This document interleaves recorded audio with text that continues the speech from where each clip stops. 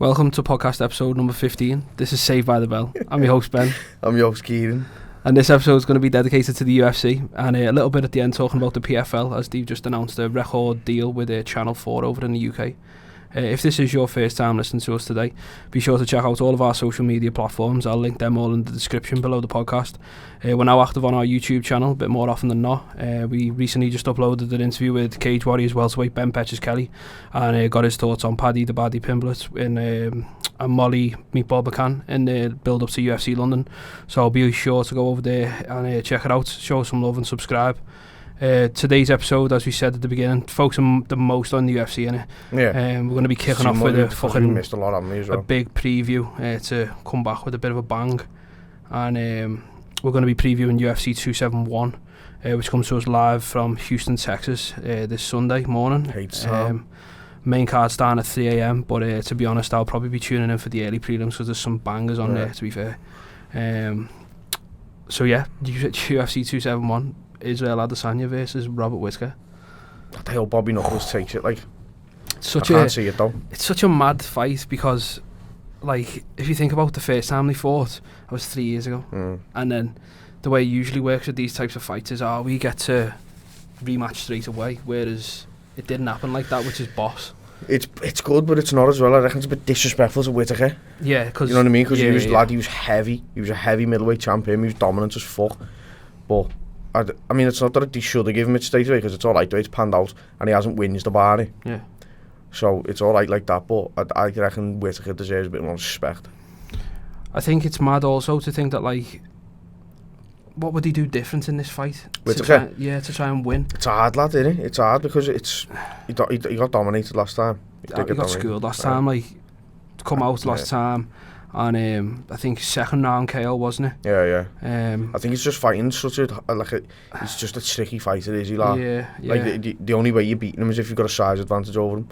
You know what I mean? Or a weight advantage, like fucking Jan Blachowicz. Yeah. Whereas Bobby doesn't have that. It's strange because last time round it was like made very public that this wasn't like Bobby Knuckles' best time. In his head, mentally, physically. Well, yeah. He had that collapse ball didn't problem, play on it, like, but yeah. Just that. Like, he knew he didn't shy away from it, did he? Yeah. He approached it and he said, you know, he had the fight. I think it was with Gastelum that fell off because he got a collapsed ball the day before. And then since then, like, he knew that the UFC were building Stylebender in the background towards a fight with him, which was like sort of basically. It felt like a bit of a passing of the torch, even though.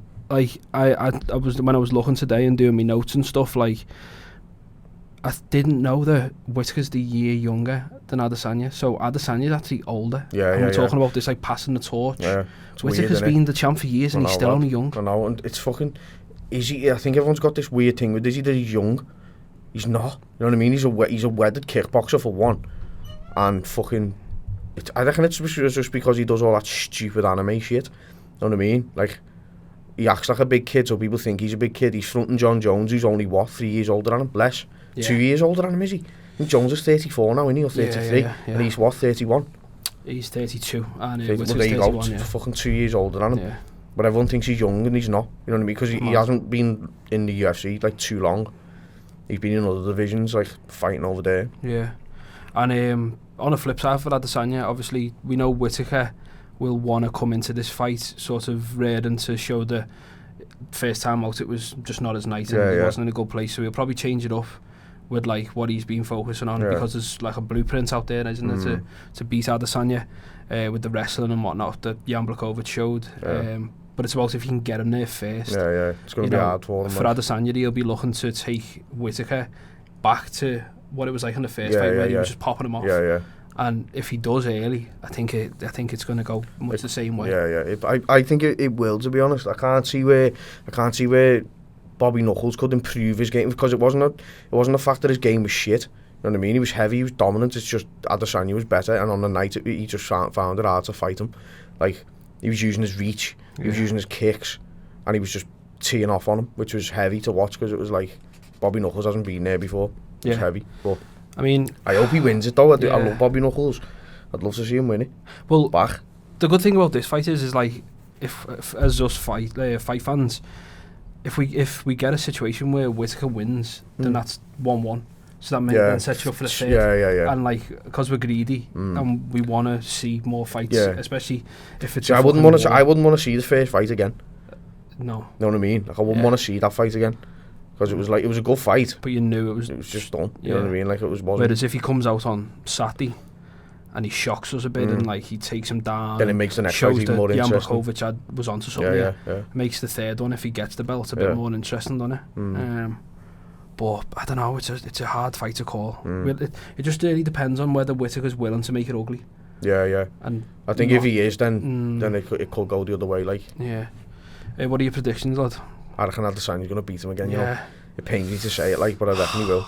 I have a feeling we're going to be in for a bit of a war here. I think it'll be quite similar to like the Adesanya Gastelum fight, where it could easily go 5 rounds. Yeah. Especially if Whittaker's in a good place and stuff. Yeah.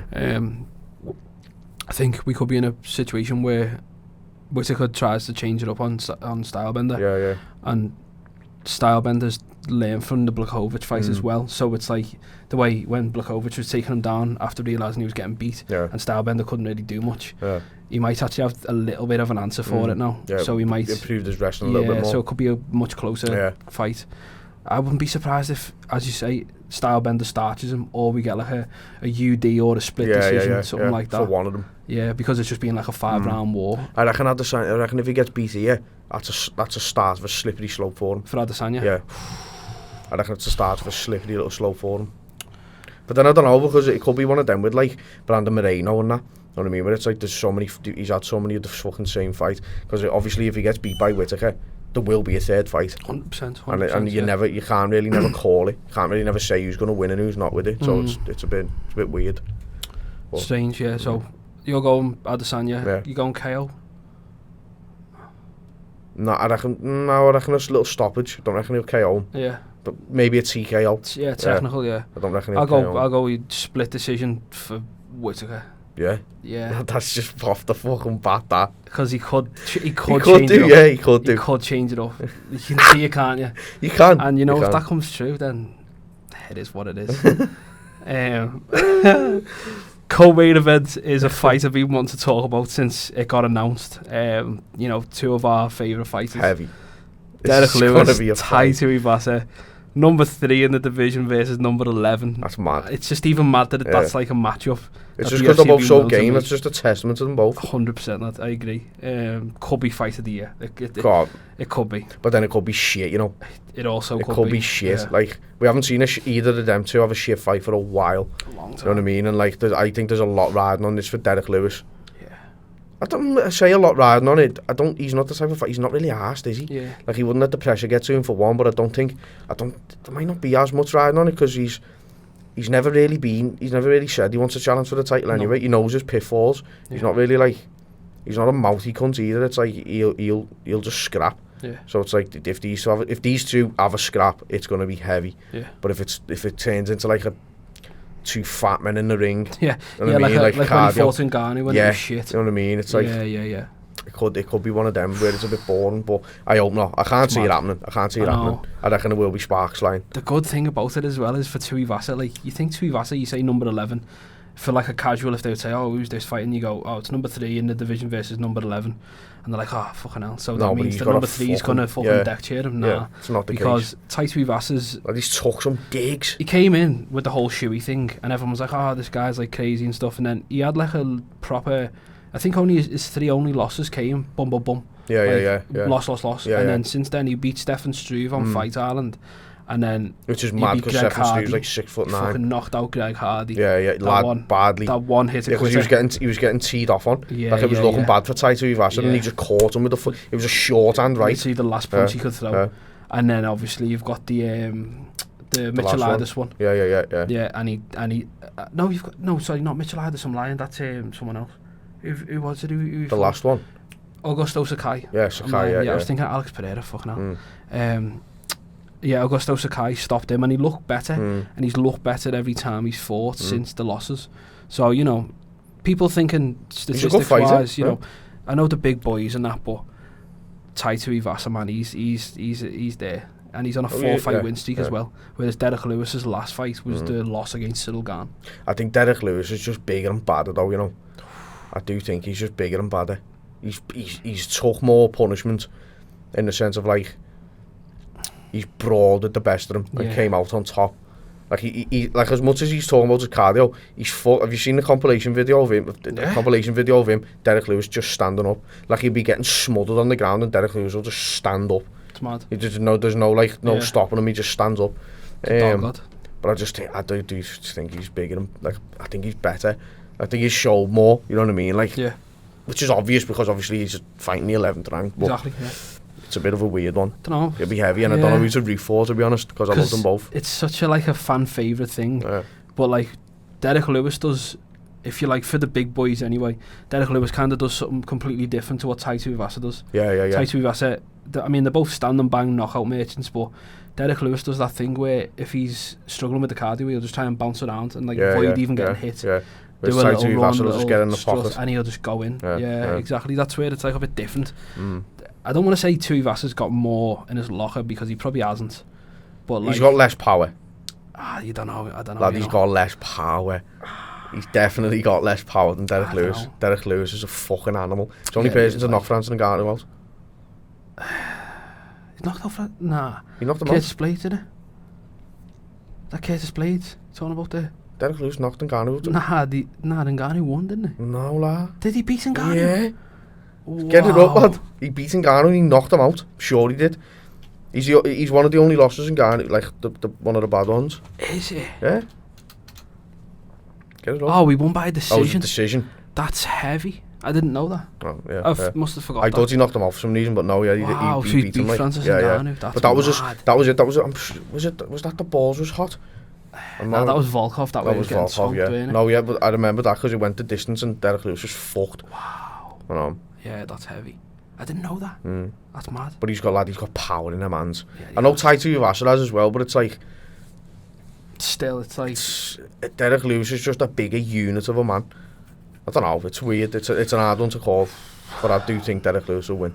See, I think Tuivasa's going to knock I hope he does. That, to be fair, I hope he does because massive shoey on the top of the cage. If he does that, his name's getting skyrocketed there. He'll leapfrog. He'll be like up in the top 5 maybe. Derek Lewis will slide. I don't know if that's too early for Tuivasa. I don't know.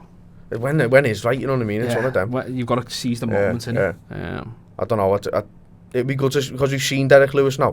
And I love watching him fight still. It's not like he's got old or anything like that, but it's like, it'd be good to see Tuivasa getting in the mix with some of the bigger names. This could be like passing the torch. That's what I'm saying, yeah. Could be. Yeah, it could be. I agree with you there. So I'm going to go Tuivasa, you're going Derek Lewis. Next, we've got probably a middleweight number 1 contender fight. You'd like to think, anyway. You'd think so. Cannonier versus Brunson. Isn't Brunson already number 1 contender? Oh, no. It's fucking Whittaker, 3 versus 4. You've got like, I think it's Costa Vittori or Vittori.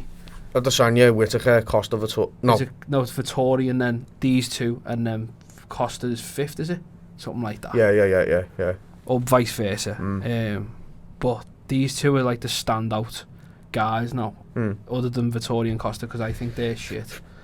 Yeah, like Costa's like he's had too many losses. I think like he's big just the same fucking story every time, innit? They're like the clowns, like we always have said this, haven't we? They're like the clowns of the division. Yeah, I don't want to even see Vittori fight again, lad. So this will be a good fight anyway. You know, we haven't seen Brunson since he dominated Darren Till with the wrestling. Yeah, that was mad, that. And that showed that, like, I mean, I think he's 38. Is he? I think he's 38. Blonde Brunson's undefeated. Blonde Brunson is a thing, and it's mythical. So at 38, he could be making a little bit of an Indian summer and going for the title, his last run. And Cannonier is 37 as well, so, you know, 2 not young guys going at it. Yeah. Cannonier, I reckon it's mad the change he's made as well from heavyweight. Yeah, like the pictures of him going down and down and down. Yeah. And he's a fucking unit at middleweight, obviously, because he's just pure muscle. Yeah. I don't know. I do think Derek Brunson will take it though. You know what I do? Yeah, I agree. Because Cannonier, like, he's good, but then when he fought Whittaker, the difference in class showed. Even levels. For 3 to number 1, I think it was, or 4 to number 1, whatever. It just showed. And Derek Brunson, as we say, Blonde Brunson, after dominating Darren Till and all the smack that was getting talked that fight week about, Till only needs to win and then it's getting style bender. That will have just fueled Brunson's fire to think, I've got him, then I go one more, then I go style bender, and they've already fought, so there's bad blood there. That will be the story, like if Adesanya beats him, that might be a little fucking cue for the little showdown in the ring now. Like, on the same card, because they're all fighting on the same card. Brunson wins, go back, dust himself off, put the fresh garms on, come back to the octagon and could be, lad, because there's a good hour and a half between their fights. Yeah, because the UFC like drag out it's all the show, don't they, as well, like with the talking about fights and stuff like that. But yeah, that's got the makings of another heavy fight, like 3 out of the 3 fights that we've talked about so far, killer fights. Like the next one, no exception, Bobby Green versus Naz Rashfast. Lightweight, Bobby Green, remember him on the Madison Square Garden card knocking out Ali Quinter? That twat of a right hand. Because I said fucking, I backed Ali Quinter that day. And he fucking span his head off. Naz Rashfast coming back in. Obviously last time he lost to for ages. Lost to Dan Hooker, if you remember, when they stepped in and the both of them had to fly in at like late notice type of thing. So I mean, a lot of people like jumped onto Naz Rashfast after that fight in more of a respect type of way. Where's that going, more of a respect type of way. So it'll be good to see him because he's been given the publicity that he deserves now after stepping in. So yeah, it'll be a good fight. I think this Bobby Green is he's one to watch. Like he's definitely one to watch. The power that he put into that knockout of Ali Quinter, lad, I know, was just like it was a bit petrifying.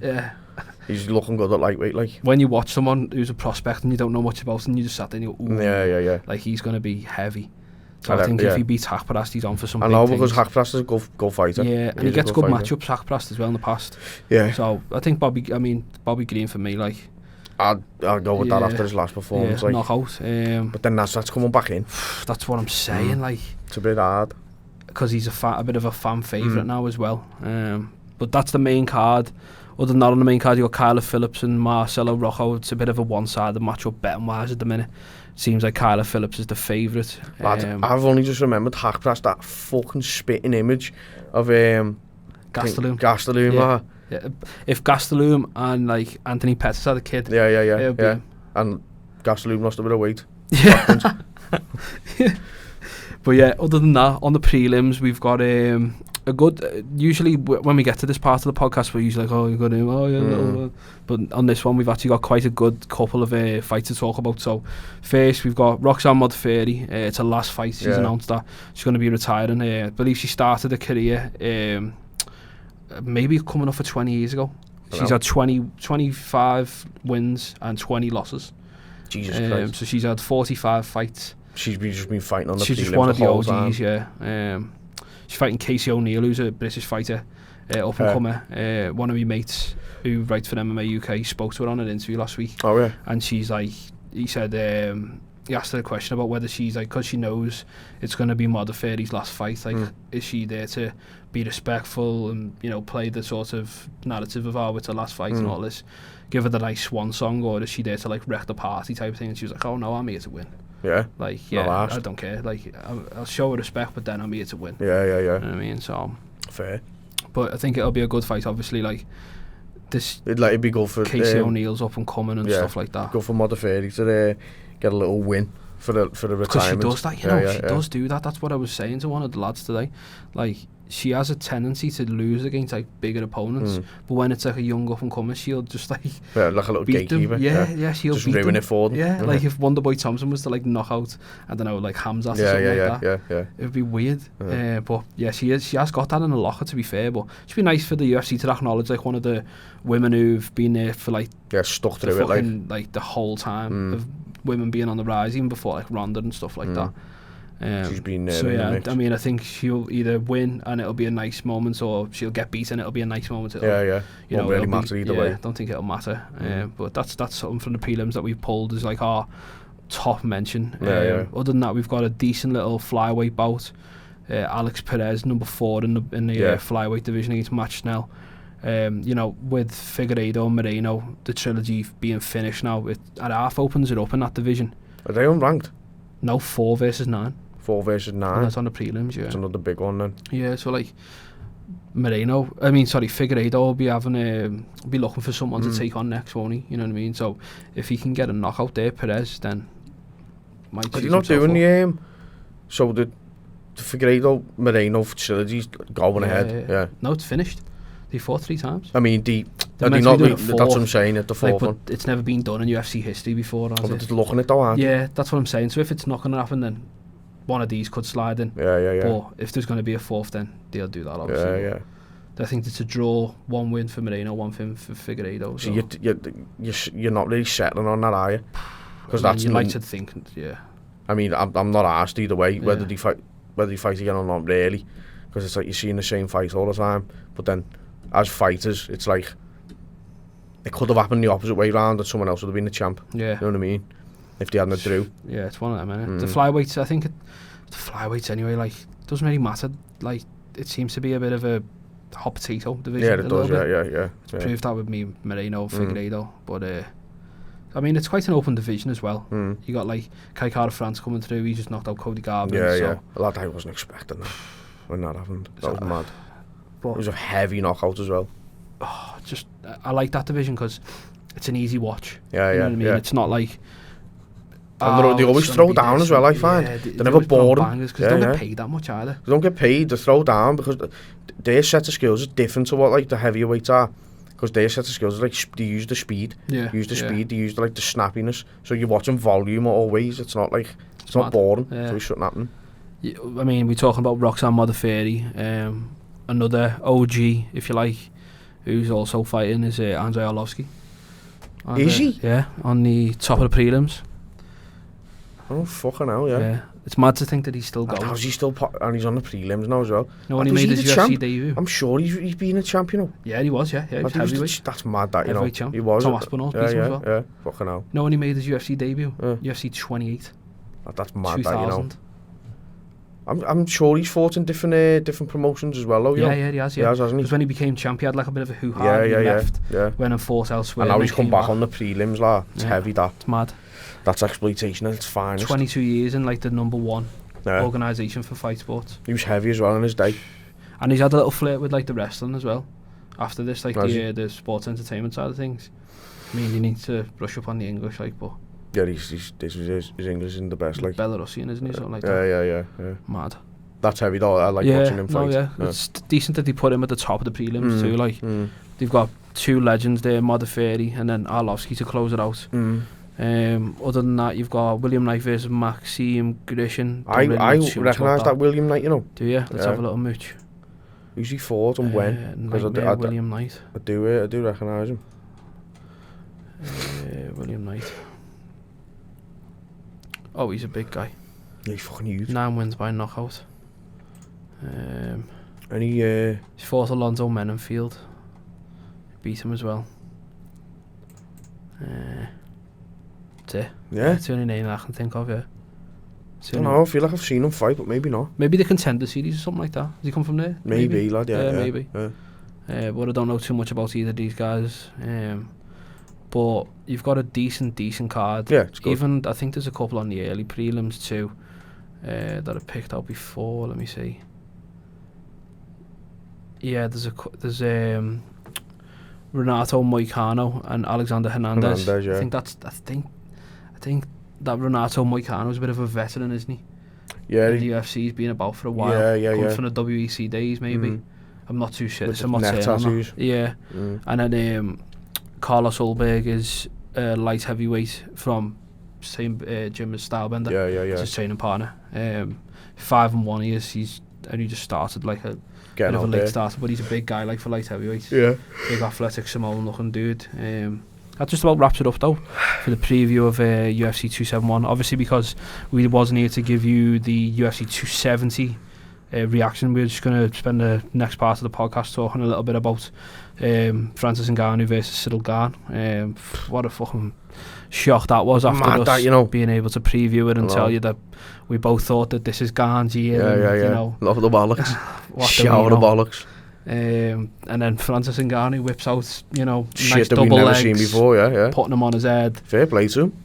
What a fight that was. Like, if he was better at promoting himself and was a bit more like business minded and not as whinge baggy as he is, he'd go far him, because he's polished up, his skills, like, well rounded himself. Yeah. He's just beat like someone who's up and coming fucking, you know, killer, and done something that nobody expected him to do, and showed that he's actually expanded his skills at heavyweight. And it's like, he could have dominated, but I just can't see it. I reckon he's going to leave. Looks like it, doesn't it? It's shit, lad. Like, even if you, after the final bell gone, and like, it wasn't Dana who put the belt on him. Yeah. You know. See, I do reckon it's a joke. Like, I reckon it's a joke the way they get treated. But when someone's whinging like that, it's like, what do you expect? But then I don't know. At the same time, I said to you the other day, didn't I? He got paid $600K for a title defense at UFC, and it was something like Fury got 30 mil. Yeah, for his last one. How's that work, lad? How's that work? It is a joke the way they paid him, but I don't know, if he was to sort his act out a little bit, he could start getting a bit more dough, but he's just not into it. Yeah. And I'd love to see him fight more as well. After seeing his performance against Cyril Gane, I'd love to see him fight more. Because he's been away and learned. Yeah. That's what I mean. I'd love to see him, like, see if he can properly sustain it, because he could become a GOAT. He easily could. Imagine him versus Jones, lad. I don't think that looks like it's going to happen. No, it won't. I think we did we say maybe on our predictions, I'm not sure, that he'll end up outside the UFC at some point this year. Or maybe 100%. We talked about it in conversation. 100%. It just looks like he's got his mind set on boxing. To get knocked out by Fury for 30 million. He will. That's what you want to do, then fair enough. Fair but game. You're ruining your legacy there. Yeah. You know what I mean? Especially after you've just put in a performance like that's heavy. Exactly. Yeah. And he done it with the torn ACL or something like that, I believe. Did he? Yeah. That's why he had the knee pads on when he done it. Oh yeah. He apparently didn't do no cardio for this camp. Bad dog, Cyril Gane as well. Cyril Gane with the leg kicks as well. Yeah. If you were Cyril Gane, though, like, it wasn't his best night. Everybody knows that it wasn't his best night. But it was made not his best night because of Ngannou. Yeah, exactly. You know what I mean? Yeah. I don't know how much was made of it in the preview and the build up to the fight, but if you know that he's got a knee injury, surely you'd anticipate leg kicks. Yeah. And he didn't maybe really something that he might look back on and think, I should have done that better. But yeah, hey ho. Other than that, we had Brandon Moreno and Davison Figueiredo, obviously, as we were saying before, tying up the trilogy. You know, I knew Davison Figueiredo. I knew he was there for blood, lad. He was there for blood. Bad blood as well, yeah. He was there to fuck him up. But yeah, it was just, I don't know, it was one of them. It was like a nice ending to the trilogy. Yeah. Because I don't know, because I don't really like Figueiredo. No, I hate Figueiredo. I really don't like him, but it might force the UFC now to make the fourth fight for the first time. Yeah. Well, you will do, because it's not, no one's won. They've got to win a piece and a draw. So it's like there's no clear winner. Yeah. You know what I mean? There's no like clear, no one's like won twice and lost once. Yeah. So it's like, you'd think that they'd make it. Oh yeah, for Brandon Moreno, it wasn't his best night. You know, Figueiredo, you could tell he'd been with Cejudo doing the wrestling and whatnot, because some of the wrestling was good, like really good, high level. Michel Pereira, he got a win over Andre Fiallo. He looks good. I think the only person who he's being beat by is the lad at the weekend who's 15-0, Shavkat Rakhmonov. Yeah. He looks like a prospect, but obviously when you get by people like that, 15-0, he's got the biggest win. Well, he's got the biggest win streak, hasn't he? And it's in the same division as Hamzat, so it's gonna be mad at that. Yeah, I remember listening on BT about a year or so ago when we were in lockdown, the first lockdown, and one of the people who presents for BT was like, oh, Shavkat, when he was like just joined the UFC. And I remember watching him on Fight Island and thought, he's heavy, because he was a dog, Kazakh, like sort of like Eastern Europe with that Asian look to him, and he's a scary dude, like scary. But to beat Michel Pereira is a big thing, because Michel Pereira is like the future of the welterweights as well. Yeah. You know, in a different way, with the Brazilian side of things. Who's my guy on the right there, looking like a fucking lad? He looks like a corpse. Lad, he Saeed needs something in, you know. Oh my lad, he's blue. He looks like he needs a bacon butty. Lad, he looks fresh out of the Addams family. Lad, he's clinicalised. Saeed Nurmagomedov, we're talking about here. Lad, is he related to Khabib? I think so, yeah. He got a performance of the night bonus on this as well. Yeah, I think I've seen that actually. Yeah. Lad, he's definitely related to Khabib. He's got to be looking at him. Proper Neanderthal looking cunt. Yeah. He's hideous, him. Fucking mad, lad. When he look like that, you just know what's coming. Yeah. Double leg followed by a that was that Edson Barboza. Yeah. Oh no, it looks like him. That fucking, Other than that, there wasn't much to talk about in this card. No, the card. I thought the card was a bit poor considering. I mean, you compared it to this one on the weekend. Like it was, this one's a lot better, a lot better. But other than that, there's only a little bit of boxing to talk about. Obviously, we had Chris Eubank Jr. on the weekend. Yeah. Fought in Cardiff against Liam Williams. Isn't it mad the way like the publicity that the boxing are getting at the minute is proper dropping off? It is. Yeah, like it's like dropping off though. A little bit. Like Chris Eubank Jr. It's Chris Eubank's son. Yeah. Chris Eubank's a legend, lad, and like they're not getting any coverage, but they're still making more money than the UFC. Still making quite a lot of dough. It's fucking crazy, you know. Just pulled it up on the screen that the fight on the weekend against Liam Williams drew one of the highest peak Sky Sports in-home audiences that they've ever saw for the boxing. This is after the Matchroom deal, and Matchroom's gone on to the Zone, so Sky Sports is like sort of independent. Mad, you just don't hear about it. Yeah, it doesn't get the publicity at all. Like 1 million people tuned in, which is apparently really good for, you know, the boxing on Sky Sports. Clarissa Shields as well. She defended her belts against Emma Kazin. She's claiming for the pound for pound GOAT in the female side of things, but she's moving over to MMA soon. Oh yeah, we've seen that, didn't we? She's done a bit of both, hasn't she? Yeah. I think she plans on defending a belt and then being done with the sport of boxing and moving over full time to MMA. I think she goes out of what's John Jones' old trainer called? Mike Winklejohn. Mike Winklejohn, yeah. Trains with him. Fucking hell, it's mad that you say old one, you know. Because he's not with him anymore. Oh, it's crazy. Sort of disowned him. He said he's always welcome back at the gym, like. Oh yeah, but just when he's... Just sort your act out first. Sorted his act out type of thing. Mad. But with Clarissa Shields, that actually brings us in nicely to the last little bit. The PFL moving over to Channel 4 in the UK, which is really good. You know, the PFL's been... It's different, isn't it, to the UFC? It's like tournament-based type of stuff. Yeah, I'd like that though. It's decent when you're used to these certain, like, UFC every weekend, this and that. They sort of like do it in little, you know, 4 weeks apart or 6 weeks apart, and they'll do it as a tournament, then won't they? Like watching the I like stuff like that, and I like the fact that it's on Channel 4 as well, Freeview. It means you'll be able to, you know, record and it it's at not least. on a bells. Or, like, it's not on an app where you can't record or you can't watch it back or anything like that. Because Bellator's like been like that for the BBC for a little while. Yeah. But they've just recently announced that because BBC 3 is coming back. Is he? Yeah. I used to love BBC 3, mate. He's actually a Family Guy. And they're putting Bellator on BBC 3 permanently, so it'll be like live on there instead of you having to go on BBC 1, red button it. It'll still be bells, like, won't it? Yeah, but it'll mean you can record Bellator and all that for the first time, which is quite cool. But yeah, again, more fight sports getting covered over in the UK as more well. More MMA, innit? More MMA, that's just the MMA weaseling in where the boxing's a lot slacking. You've got BT, Channel 4 and BBC, you know, which is all British, isn't it? Yeah. So, flying. It's mad to think that Sky Sports haven't snapped any up. I know, yeah, it's a bit weird. When you think about it. Strange, that, isn't it? They're sticking with the boxing though, aren't they? Yeah, they're sticking. They're slacking off though. But BT have always shown that they can do both. With the boxing, obviously just Tyson Fury and certain others, but you can do the UFC too. Yeah. Mad. Any MMA news that you can think of? Before we... Not really. We've got some bits from the weekend, like Sean Strickland obviously beat... Yeah, actually I seen that. What's his name? We fought on the weekend, Sean Strickland. Can't even remember. Jacomanson, that's it. Beat Jacomanson. Yeah, because that was it was a good fight. I seen some of the clips of it. Was it a split decision or something like that? Yeah, it was a split decision. Strickland won. What was he saying? He said something a bit controversial though, you know. Who Strickland did? Yeah, I can't remember what it was though. Scroll down on that article there.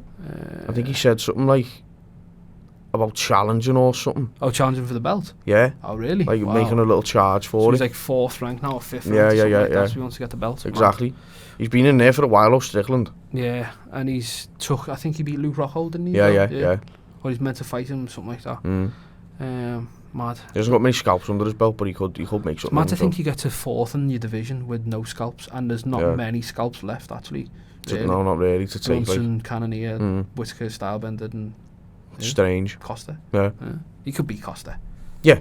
Costa's washed up now, lad. Yeah. It's a big fucking juice, I'd say. But we got the announcements through the week of Amanda Nunes and Juliana Pena is going to be the new tough coaches. That's decent. Yeah. Sparks gives flying it. there. I think it's like 7 weeks of filming or something I haven't like heard that. much of Pena since, have we? She's been on Joe Rogan. I think she was on the Ellen show over in America as well. Besides that, we haven't heard much. And Nunes has been quiet. Yeah, we don't really get much from like news with MMA people over here, though, do we? Especially not the You have females. to go hunting for it. Yeah. Whereas over there, I imagine like It's a bit bigger. if she's on Ellen, she'll be on bloody. Yeah. That's like prime time telly over there, isn't it? Yeah, because if you were to get it on over here, lad, on like the fucking Graham Norton show or something, Yeah. I mean, Nan wouldn't have a clue who she is. You've also got, do you see Volkanovski and Holloway going back and forth a little bit on Twitter? No, didn't you know? Holloway's now saying he's back from his injury. Remember, they got announced to fight and then Holloway had to pull out with an injury. Apparently now Holloway's back and he said, obviously that's fine if Volkanovski wants to fight Korean Zombie, but Call him a shitbag on here. he was like, I'll go in as backup, or if someone falls out, I'll jump in. And then Volkanovski come back being the dick that he is. And was like, so he now says he was injured to then say he wants to come back and fight. Were you injured or were you just faking it because you don't want to fight me? And well, why would he come back and say that he'll fight you? I know. Tit. You know Volkanovski. I reckon Holloway will beat him when he fight. But loads of fans were saying this in the comments, and one of them put like, he would smoke it or something like this, and Volkanovski come back and said, how can he smoke me when I've smoked him twice? Playing off the little narrative that everyone doesn't think that he win. Yeah. He won, the second fight. So Volkanovski being a fucking being a knob as usual. But besides that, I don't think there's much to talk about. Yeah, you got them hosting the next season of Ultimate Fighter. Stylebender's just signed a new deal with the UFC. Another 4-fight deal, I think. That'll be like dull, that. Yeah. Well, if that's setting to go off, you know what it's going to be. Dana's thinking come the weekend. Yeah. But anything else? No. I'd say that was it. Yeah. It's been a decent one. If you enjoyed what you've listened to today, go and show us some love over on our social media. Hopefully we'll be uploading this in video format too to YouTube. Ugly mushes. As we're both sat next to each other, our ugly mushes, for the first time. Anything else you want to add? No. Nice one. Go and follow us over on our social media. We'll be back with a reaction to this next week. We promised. We'll be back with a reaction next week to this. Have we got anything else coming up the week after? Don't think we have. So, no. I think there's a little break in it. Break. And then we've got, I think it might be March time. Beginning of March, you got Colby versus Hawkeye. Can't wait for that. Yeah, we'll do a good preview for that. Take it easy. And take it easy. See you in a bit. Nice one.